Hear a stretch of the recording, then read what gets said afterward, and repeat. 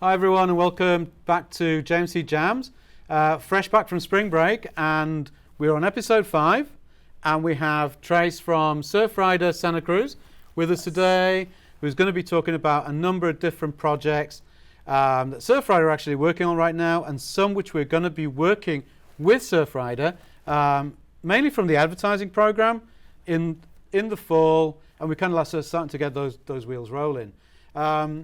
And I said welcome back from spring break. Of course, last week was spring break, and it was a great time to get out into the ocean and just enjoy being in the water, which of course I was desperately trying to do. And so I do at the beginning of spring break. We get a little mini storm, and then we like sort of it's all turning nice again, and it's like sort of back to getting wet. And one really key factor that I always look at is, well, what's the water going to be like? You know, is it going to be safe to go in there or not? And this is one of the moments in which Surfrider enters my life, because you guys do water testing, right? And you publish these results on a regular basis. Yeah. And I know I can get in a Capitola and not be sick. Yeah, every other week we go out to beaches around the county with our Blue Water Task Force, and we're measuring for bacteria levels that comes from fecal material. And it's a really important resource for surfers and just anyone who likes to use the ocean and go in the water, because it can be harmful to go in when there's bacteria in there. And it's really easy to understand. You just the stoplight program, where it's kind of green, yellow, red levels of check Instagram. Can I go to this beach? Can I not go to this beach? And understand where's the safest place to go. Yeah, absolutely. And it is super helpful, because I think like the folks I talk to, they always do take note of it, and yeah, you see fewer people in just after a storm than you used to do, back in the day. So that's kind of a really cool thing that you guys do. But tell us a bit more about the Surfrider Foundation and where Santa Cruz fits into all of this. Yeah, well, Surfrider is a global organization, and then across the entire U.S. as well. But the Santa Cruz chapter is actually very young. We only started just over a year ago, I think, at this point. But since then, we've got so many different branches and programs. We have the beach cleanups going out monthly. We have Beach Guardians, where they're monitoring the status and health of beaches. We have the Blue Water Task Force looking at water quality. We have the Policy Committee that has a bunch of different active campaigns. And then we also have the science and education aspect. And you kind of, you work in conjunction with other non-profits, I guess, around Santa Cruz, around the Monterey Bay area.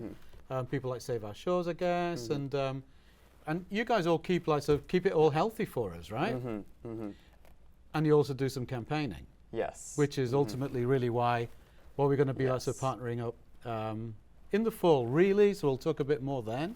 But just to kind of sort of set the scene, what are some of the most prominent campaigns that Surfrider's been focusing on over the last few months? Yeah, right now with the Policy Committee, offshore oil drilling is a massive issue. And then also I've been really involved in the Beyond Balloons campaign. So looking at how we can stop the sale of latex and mylar balloons in Santa Cruz County. Yeah. It's really interesting, actually, because we've been having a lot of conversations around that. I used to think I was the only person who hated balloons, right? And it's not because I don't like the way the balloons look, because they look great and they make everything so festive. However, when you're living by the ocean, they are dangerous, aren't they? Yeah. Yeah, there's plenty of studies out there that have just shown that they can be the most harmful type of marine plastic, well above other types, just because of the material and how long it takes to degrade. And then beyond just marine life, it's the foil mylar balloons can be a massive safety hazard for fires. If they get caught in electrical wires, they can start fires, which is obviously in California a massive deal. So they are really bad news to have balloons. Yeah, the last big fire that we had, of course, the CZU did start off by the ocean. It was it was on that side of Highway 1. It wasn't balloons, but it's it could easily be. Yeah, and power outages, honestly, just the balloons getting the whole electrical grid, it's not good, just beyond the wildlife factor. As a human just living day to day, that just impacts everything, power outages like that. But of course, you can't downplay the whole lots of impact on the marine ecosystem, can you? Because I mean, what is it? My understanding is that balloons, once they deflate and they're in the water, marine mammals do get confused, right? Yeah, so it's similar to plastic bags. I feel like is the prime example where turtles think they look like jellyfish, but it's the same with balloons, and birds will often eat them or take them back to their nests and feed them to their chicks in the nests. And then also just the attachments on every balloon. There's a string and the weights that are attached to it. So there's just so much more going into the environment that can get tangled up around birds and mammals. Yeah, I mean, it's even when we're in San Jose, you know, you can't underestimate, like, so that these balloons, aside of the fire factor, you know, they do get into storm drains, and they do make their way out into the bay, right? Yeah, and they're in the air, so they're traveling. You know, you can come over to San Jose and you see a balloon floating by, and it's just gonna make it over the hill and then land in Santa Cruz and make it to the water. Now, my local beach is Seacliff, and most evenings we're down there, like Savino taking the dog for his walk and things, and we do enjoy that beach, like so recreationally as well. And it's a great beach for big groups to have birthday parties, because it is on such a large scale, you know, and you have all of the little barbecue areas and what have you. Yeah. And that's one of those prime places where you see these, which is kind of, I don't know. Yeah. It's annoying. Yeah, you know? Right at the beach where it's meant to be pristine, you don't want to see that, and then there's balloons, and I feel like people don't realize how much of a problem it is until you hear about it and you kind of get tuned in, and then you realize there's just balloons everywhere in gutters and at the beach and everywhere. And often it's a lack of education, isn't it? What is it then that Surfrider is proposing to do in order to kind of tackle this? Yeah, well, we're following some previous ordinances that have been put in place in other parts of California, where we're looking to ban the sale of latex and mylar balloons in the county of Santa Cruz and city of Santa Cruz first. And then also people wouldn't be able to use balloons in public spaces. So that's kind of tackling when people have big parties outdoors, those balloons, and then the sale of latex balloons. Obviously, the education is a massive part of that, because you could just buy balloons online at the end of the day. So the education is a big part, but we're really just trying to make people realize that it's a personal change that they should make with that. Yeah. I mean, a similar thing was said about the plastic bags, right? So, you know, we can't ban plastic bags. How would we live without them, and so on. But here we are now, 10 years later, and I don't think anyone has died from not using a plastic bag, right? So I think we can survive without balloons. I'm really interested to see what our students can come up with, you know, for this. Yeah.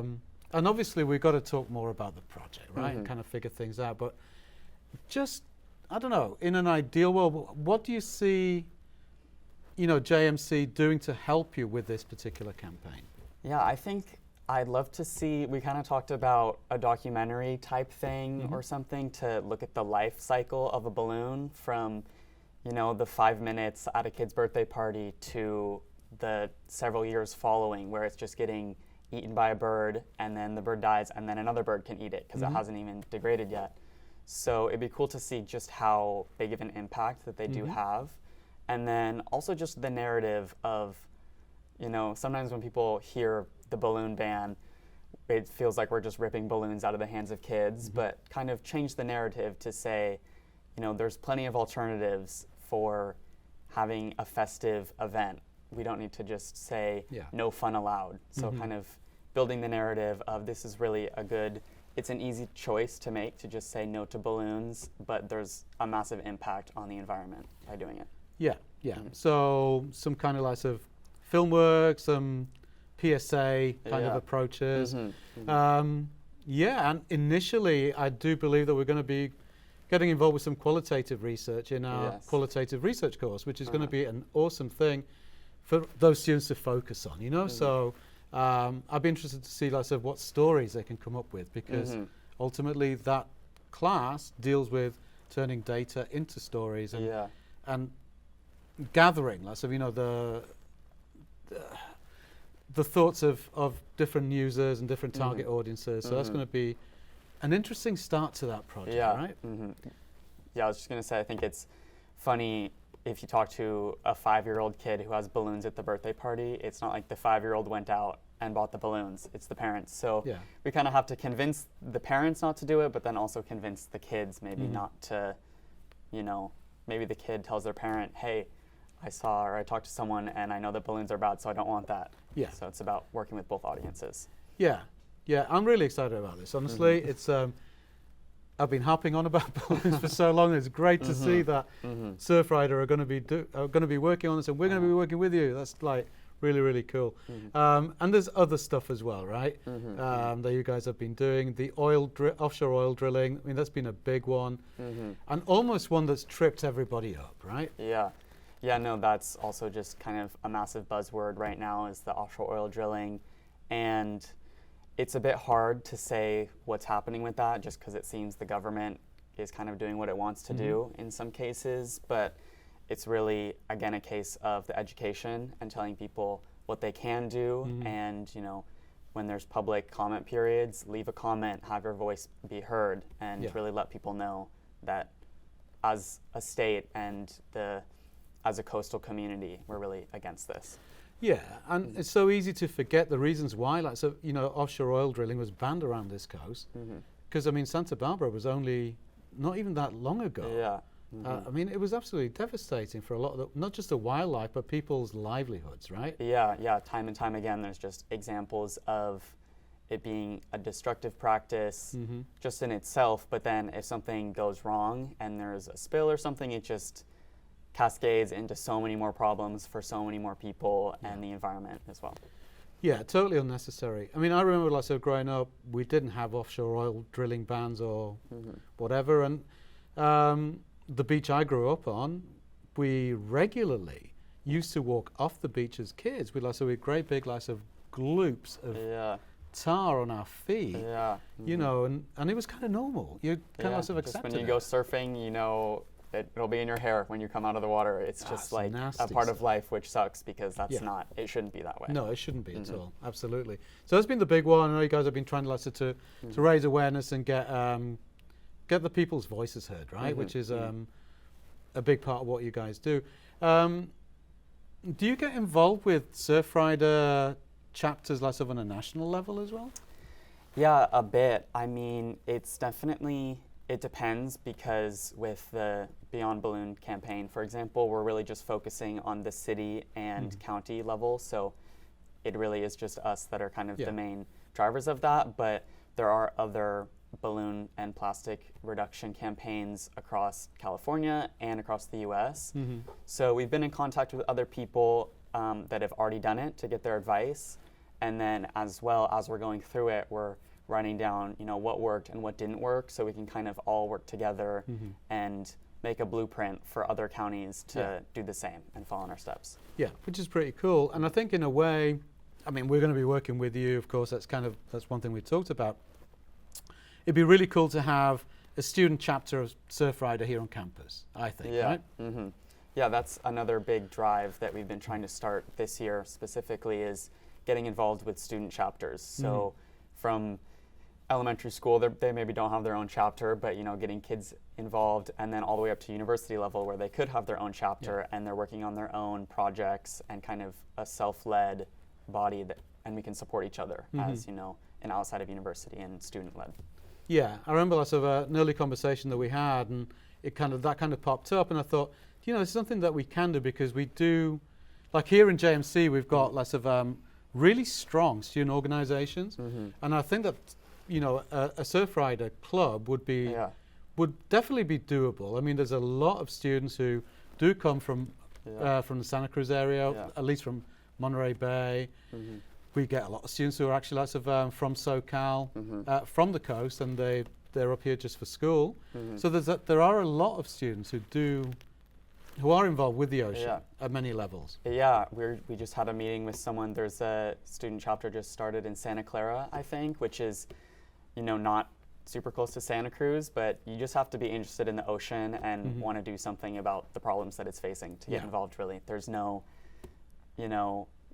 reason that you can't get involved. You just want to have to do it, I guess. That's right, and we can't let Santa Clara lots of beat us here. Yeah. They may have beaten us to getting one started, but I think that we want to do But who's going to be the better one? Yeah. Exactly, right. So this is a shout out really for any of you students or even lots of faculty, staff who are who play in the ocean at whatever capacity, you know. Let's get a Surfrider organization going. Let's get it off the ground, you know. Yeah, you don't have to surf to join, even though it's called Surfrider, but it's just, you know, a passion for wanting to make a change and liking the ocean. Yeah. I guess, yeah. Yeah, and the marine environment, I mean, this is something that I always go back to. It's like we come from the ocean, and the ocean is what supports us, right? It sustains us. Yeah. So we do have to look after it equally as much as we would do ourselves or the land as well, right? So yeah. Hopefully we will get some interest out of this. And if anybody wants to talk about getting a Surfrider chapter off the ground, then please come and knock on my door, because I'm always happy to help you with all of those things. So, and Trace, we're going to see more of you over the next year. Yes. So thank you for coming over and making the trip and talking to us today. Yeah, thank you for having me. I'm looking forward to everything that we'll be up to for the next year. Yeah, awesome. I'm excited. Yeah. Yes, me too. Yeah. Well, thank you. So that's a wrap for this week's episode. We'll see what comes of this this new partnership with Surfrider. It's going to be good. It's going to be fun. So until the next episode, that's us closing things down.